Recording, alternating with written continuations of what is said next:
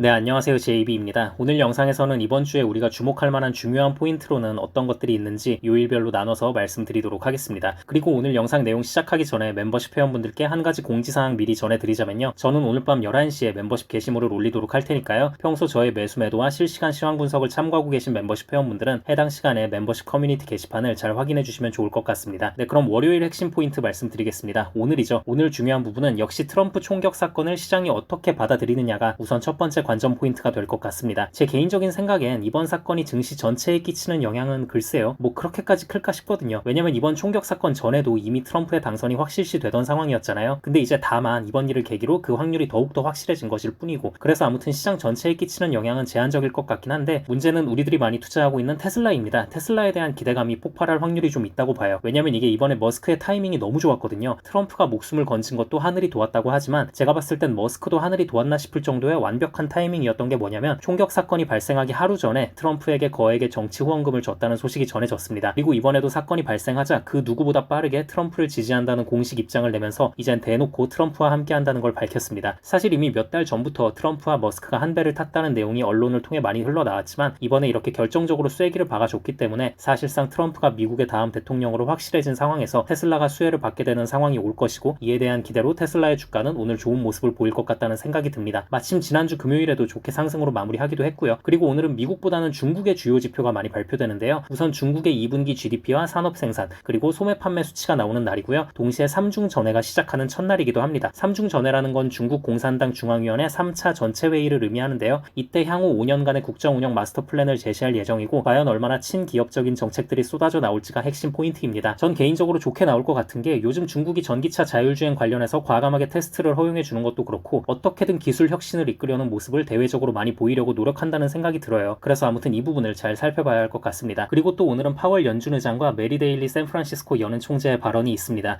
최근 CPI도 잘 나왔기 때문에 아마 비둘기파적인 발언을 쏟아낼 확률이 높을 것으로 보고 있습니다. 그리고 골드만삭스와 블랙록의 실적 발표가 예정되어 있기 때문에 은행 섹터 변동성이 있을 수 있다는 점 참고하고 계시면 좋을 것 같습니다. 다음은 내일 화요일입니다. 화요일엔 미국의 소매 판매 지수 발표가 예정되어 있습니다. 요즘엔 시장이 인플레에 대한 걱정보다는 경기 둔화에 대한 걱정을 하고 있는 부분이 좀 더 크기 때문에 웬만하면 그냥 예상치에 딱 맞는 수치가 나오는 게 제일 좋습니다. 왜냐면 요즘 인플레 걱정을 덜 하게 된 상황이라고 해도 막상 또 이 수치가 예상치를 크게 상회해버리면 인플레 우려가 재발할 수가 있고요. 그렇다고 또 너무 낮으면 경기 침체 우려가 퍼질 수 있기 때문에 그냥 딱 예상치대로 나오는 게 현재로선 최선입니다. 해당 지표 발표에 따라 아마존의 주가 변동성이 좀 클 수 있다는 점 참고하고 계시면 좋을 것 같습니다. 그리고 이날은 뱅크 오브 아메리카와 모건 스탠리, 그리고 유나이티드 헬스의 실적 발표가 예정되어 있습니다. 이날을 끝으로 주요 금융기업들의 실적이 다 마무리된다고 보시면 됩니다. 그리고 수요일엔 주택 착공 허가 건수와 산업 생산 수치 발표가 있고요. 또 20년물 국채 입찰이 예정되어 있습니다. 그리고 이날은 반도체 기업들 실적의 선행 지표로 쓰이는 ASML의 실적이 장전에 나옵니다. 지난 분기 분위기를 보면 ASML이 전체 반도체 섹터에 끼치는 영향력이 예전보다는 끝발이 좀 떨어지긴 했는데요. 그래도 여전히 너무 중요한 기업이기 때문에 반도체주에 투자하시는 분들은 다들 긴장하고 계시면 될 것 같습니다. 뭐 아마 우리 구독자분들 전원이 해당하지 않을까 싶네요. 네, 그리고 목요일입니다. 목요일엔 유럽중앙은행의 통화정책회의와 연준 인사들의 연설이 다수 예정되어 있는데요. 뭐 다들 좋게 잘 말해줄 것 같고요. 무엇보다 중요한 건 장전에 발표하는 TSMC의 실적입니다. TSMC는 반도체 섹터 전체에 끼치는 영향력이 정말 크기 때문에 ASML 실적 발표보다도 더 긴장 타고 있어야 합니다. 이날은